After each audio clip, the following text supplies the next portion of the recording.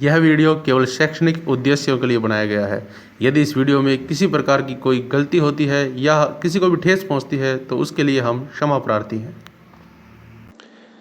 नमस्कार दोस्तों, मैं विजयपाल एक बार फिर से स्वागत करता हूं आप सभी का आपके अपने channel simple maths for you में। दोस्तों, जैसा कि आप सभी को पता है कि ये चैनल हमने बनाया है मैथमेटिक्स की नॉलेज को आप सभी तक पहुंचाने के लिए, और आप सभी के प्यार भरे सहयोग से हम अपने उस उद्देश्य में काफ़ी हद तक कामयाब भी हुए हैं और आगे भी इसी प्रकार आपका प्यार और सहयोग बना रहे तो हम अपने उद्देश्य में पूरे कामयाब होंगे और आपको मैथमेटिक्स की हर प्रकार की नॉलेज उपलब्ध कराएंगे हमारे इसी चैनल पे। दोस्तों, आज का जो वीडियो है वो आधारित है मैट्रिक्स वीडियो सीरीज़ पर, जिसमें हमने डिटर्मिनेंट के क्लास 12th की जो बुक है उसके अकॉर्डिंग हमने 2 पार्ट देख लिए थे और उसके आगे का जो पार्ट है वो हम आज के वीडियो में देखेंगे। तो बहुत ही इंपॉर्टेंट वीडियो है। अगर आप क्लास 12th में हैं, 11th में हैं या उससे ऊपर के किसी भी कंपटीशन एग्जाम की तैयारी कर रहे हैं, किसी भी मैथमेटिक्स के पार्ट की तैयारी कर रहे हैं और मैट्रिक्स यदि आपके डिटर्मिनेंट यदि आपके टॉपिक है तो बहुत इंपॉर्टेंट वीडियो है ये आपके लिए। तो चलिए शुरू करते हैं। शुरू करने से पहले मैं एक बार फिर से रिक्वेस्ट करूंगा, चैनल पर नए हो तो सब्सक्राइब जरूर करके बेल आइकन दबा दीजिए। वीडियो अच्छा लगता है तो उसे लाइक कर दीजिए, अभी से लाइक कर सकते हो। और वीडियो पसंद आए, वीडियो में जो भी मैंने समझाने का प्रयास किया वो समझ में आए तो आप अपने दोस्तों को भी शेयर कीजिए ताकि वो भी इसका फ़ायदा उठा सके। चलिए फटाफट से चलते हैं बुक पर और शुरू करते हैं हमारा आज का वीडियो। तो ये है आपकी बुक, जो 12th की बुक है, जो मैंने PDF डाउनलोड की है माध्यमिक शिक्षा बोर्ड राजस्थान की साइट से। आप भी वहाँ से डाउनलोड कर सकते हो या आपकी जो बुक है आप उससे भी देख सकते हो। देखिए यहाँ पर जो ये पिछले वीडियो में हमने यहाँ तक कर लिया था, ये जो साइन थे प्लस माइनस के ये हमने देख लिए थे कि किस प्रकार -1 की पावर i + j करके आप को फैक्टर के साइन निकालते हो।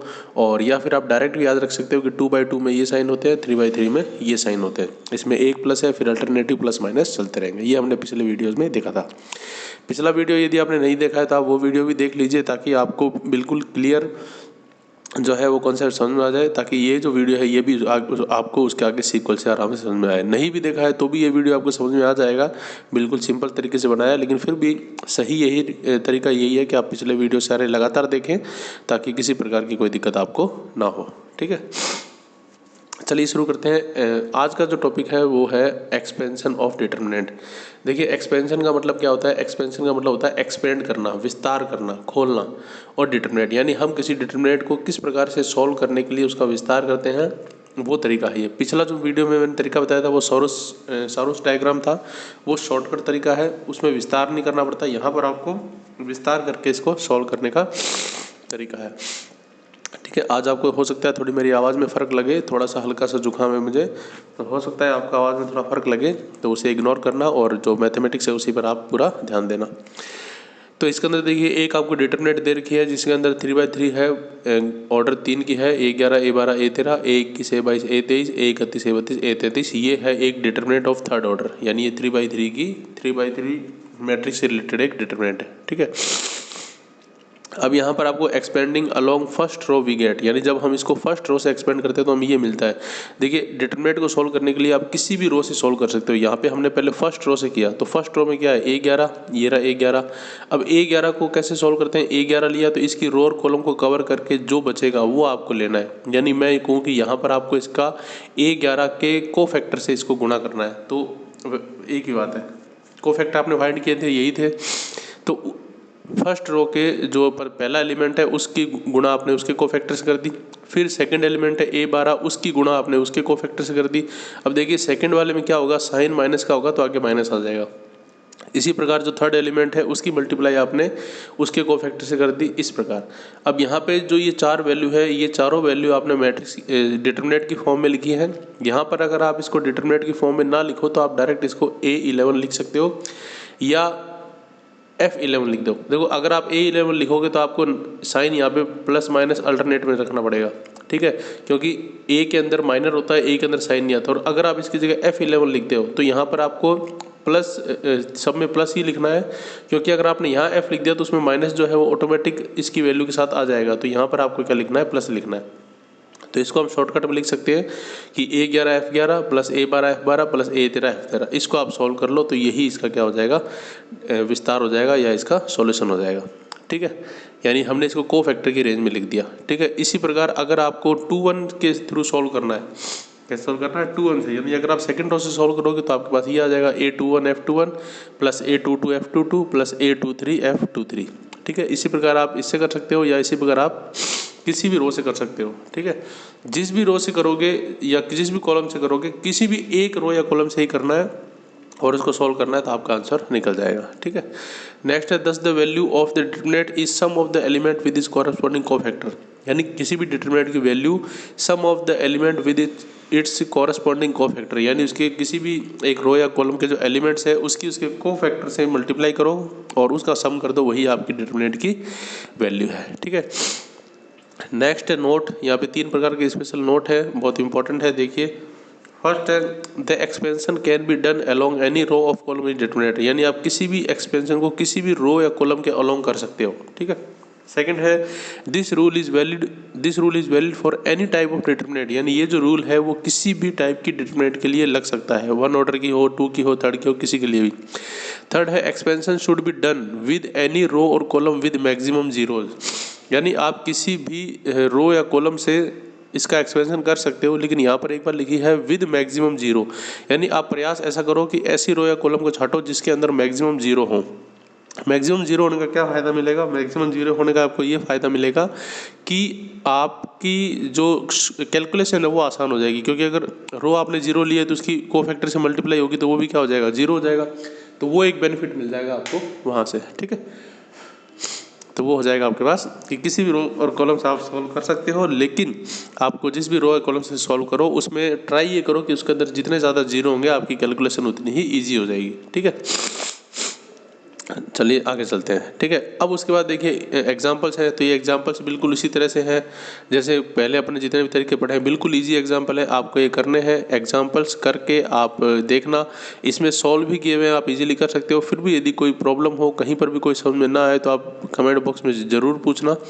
ये इसी प्रकार एक्सरसाइज 4.1 है, इसमें भी सवाल है, आप इजीली कर सकते हो, करना, कहीं भी पर भी प्रॉब्लम आए तो वो पूछना। ठीक है, उसके बाद है नेक्स्ट प्रॉपर्टी ऑफ डिटरमिनेंट। ये इस डिटरमिनेंट का सबसे इम्पोर्टेंट टॉपिक है, प्रॉपर्टी ऑफ डिटरमिनेंट, यानी डिटरमिनेंट की कुछ प्रॉपर्टीज होती है, क्या होती है वो हम देखेंगे। 9-10 तरह की प्रॉपर्टी है वो हम देखेंगे। देखिए प्रॉपर्टी बहुत इंपॉर्टेंट है, हो सकता है इस वीडियो में सारी प्रॉपर्टी कंप्लीट ना हो पाए, तो नेक्स्ट वीडियो में उसके आगे वाली प्रॉपर्टीज मैं आपको कराऊंगा, तो बने रहना हमारे साथ।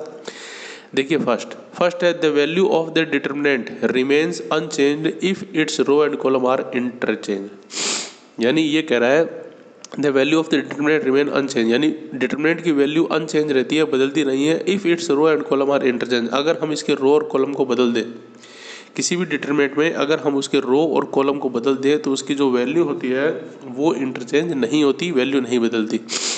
कैसे? देखिए ये एक मैट्रिक्स है delta A1 A2 A3 B1 B2 B3 C1 C2 C3 ये है। अब हमने डेल्टा 1 में क्या किया, यहाँ पर देखो जो A1 B1 C1 है उसको यूँ कर दिया, मतलब जो रो है A1 B1 C1 उसको तो बना दिया कॉलम, जो सेकंड रो है उसको बना दिया सेकंड कॉलम, जो थर्ड रो है उसको बना दिया थर्ड कॉलम, यानी हम कह सकते हैं हमने इसका क्या ले लिया, ट्रांसपोज ले लिया। अब जब आप इसको सॉल्व करते हो, चाहे सॉरोस डायग्राम से करो चाहे एक्सपेंड करके करो, तो उसमें हम किसी भी एक रो या कॉलम से सॉल्व करते हैं।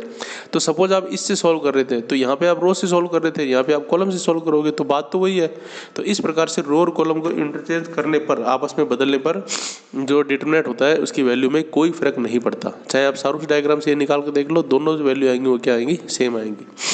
ठीक है, यहाँ पर ट्रांसपोज के हिसाब से बता रखा है, क्योंकि जब रो और कॉलम को इंटरचेंज करते हैं तो उसे हम ट्रांसपोज मैट्रिक्स कहते हैं, और ट्रांसपोज मैट्रिक्स जो है वो उसी मैट्रिक्स के इक्वल में आएगी। यानी कि किसी भी डिटरमिनेंट में यदि आप रो और कॉलम को इंटरचेंज करते हो तो उसकी वैल्यू पे कोई फर्क नहीं पड़ता। ये बात आपको ध्यान रखनी है, आगे एक्सपेंड में क्वेश्चन में काम आएगी। सेकेंड है इफ़ एनी टू रोज और column of a determinant are interchange, यानी कोई भी दो रो या दो कॉलम आपस में अगर इंटरचेंज होते हैं, then sign of determinant change but value will remain unchanged, यानी अगर आप किसी भी दो रो को आपस में इंटरचेंज करते हो या किसी भी दो कॉलम को आपस में इंटरचेंज करते हो तो वैल्यू जो आएगी डिटरमिनेंट की वो सेम रहेगी, कोई चेंज नहीं होगा, लेकिन उसका साइन बदल जाएगा।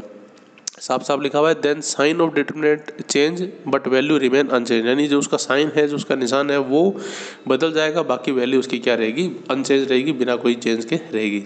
क्यों रहेगी? क्योंकि आप ध्यान से देखो ये प्लस माइनस होता है, अगर आप इसको आगे ले आओगे तो इनकी वैल्यू भी आगे, साइन भी आगे आएंगे, तो उस प्रकार से इनके साइन अनचेंज हो जाएगा। आप इसको भी आगे पीछे करके और सारोस डायग्राम से फाइंड करके इन्होंने देखा तो डेल्टा 1 की जो वैल्यू है वो माइनस में आ गई। ठीक है, ये प्रूफमेंट आपको नहीं देखना, आपको सिर्फ ये प्रॉपर्टी याद रखनी है, समझने के हिसाब से आप ये देख सकते हो, बाकी इसकी कोई आवश्यकता नहीं है। नेक्स्ट है third, if any two row और column of a determinant are identical. Identical का मतलब होता है सेम। देखिए आइडेंटिकल के पीछे लिखा हुआ भी है all corresponding element are same, यानी कि किसी भी डिटरमिनेंट में अगर दो रो या दो कॉलम आपस में सेम हो, आपस में आइडेंटिकल हो, आपस में सेम हो, then value of determinant is zero, तब उस डिटरमिनेंट की जो वैल्यू होती है वो क्या होती है, जीरो। ठीक है, यानी किसी भी डिटरमिनेंट में अगर दो रो और दो कॉलम जो है वो आपस में आइडेंटिकल हो, एक जैसे हो, तो उसकी जो कॉरस्पॉन्डिंग एलिमेंट होती है वो क्या होती है, वैल्यू डिटरमिनेंट की जीरो होती है। ठीक है, इसमें आपको देखो यहाँ पर जो मैट्रिक्स ली उसमें A B C first row second row same ले लिया और इनको सॉल्व किया, तो जब इनको सॉल्व किया तो इनकी वैल्यू क्या आ गई, जीरो। इसी प्रकार आपको ये बात ध्यान रखनी है, चाहे सारोस डायग्राम से सॉल्व करो चाहे कैसे भी सॉल्व करो। ठीक है, नेक्स्ट है if each element of a row और a column of determinant is multiply by a constant K, यानी किसी भी एक पंक्ति को या कॉलम को पूरी पंक्ति या पूरी कॉलम को multiply by a constant K, यानी किसी भी एक कांस्टेंट वैल्यू से अगर हम मल्टीप्लाई कराते हैं, then its value gets multiplied by K, तो इसकी जो पूरी वैल्यू होती है वो मल्टीप्लाई बाई के से हो जाती है। ये थोड़ी सी इंपॉर्टेंट है, इसे ध्यान से समझना।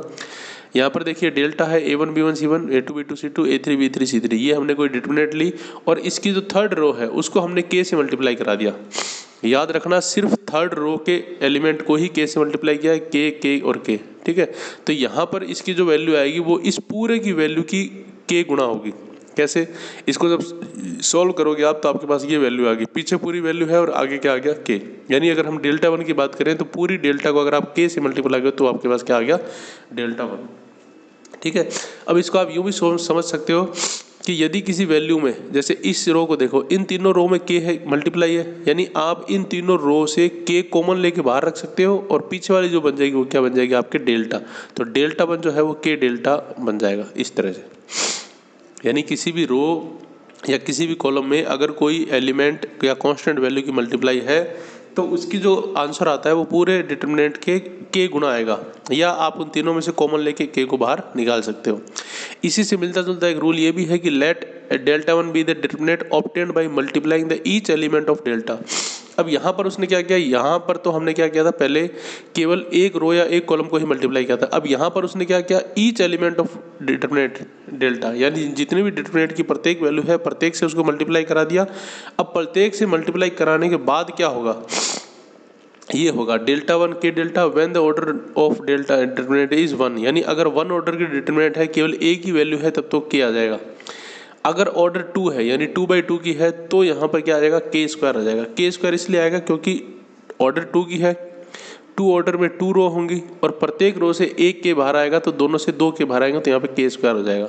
इसी प्रकार K की power 3 delta when the order of delta is 3, अगर डेल्टा का ऑर्डर 3 है तो यहाँ पे क्या हो जाएगा, K की पावर 3 डेल्टा, क्योंकि तीनों रो से K अलग अलग कॉमन होकर बाहर आएगा। इसी प्रकार यहाँ पे 4, यहाँ पे n, वैसे 3 तक ही आएगा क्वेश्चन में, लेकिन अगर फिर भी 4 या 5 ऑर्डर की भी डिटरमिनेंट आती है तो भी उसका उत्तर यही होगा। ठीक है, तो ये थोड़ी सी इंपॉर्टेंट है, थोड़ी सी अलग भी है।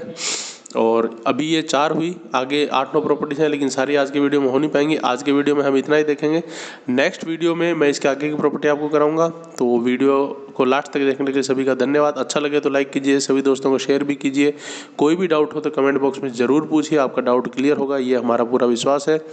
और चैनल पर बने रहे, चैनल को लाइक करें, सब्सक्राइब करें, बेल आइकन को दबाएं ताकि आपके सामने कोई भी वीडियो जो है, नॉलेजेबल वीडियो कोई भी मिस ना हो। मिलते हैं बहुत जल्द अगले वीडियो में, तब तक के लिए धन्यवाद।